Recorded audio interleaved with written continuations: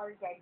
I know, right? I know! And to kick off the second half of the year, our next mixed celebrity VJ is a heartthrob from the hit show Princess and I. At isa din siyang certified gold recording artist for his debut album. At sobrang daming na-excite. Aminin mo, isa ka doon. When they found out that he was going to be the mixed celebrity VJ.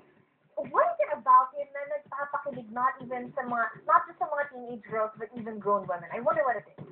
I think it must be the Padilla charm.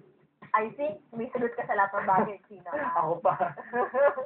Sobrang astig naman kasi talaga ng batang ito, I would have to say. At hindi lang girls ang dapat manood. Boys get schooled and cool by our mixed celebrity VJ for July, Danielle Padilla.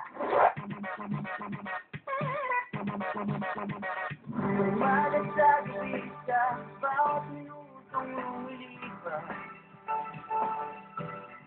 Hinahanap kita. Hinahanap kita.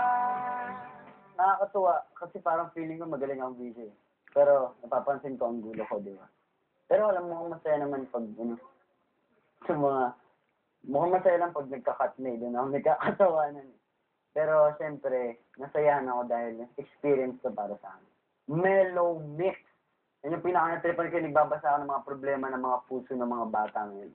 Gusto mo pasalamat sa mix dahil binigyan nila ako ng experience na ganito at sa lahat po ng parang tumutulong sa akin. At sa mga fans, maraming salamat sa inyo. You guys are the best. Moving to another teen heartthrob, Justin Bieber's latest album, Believe.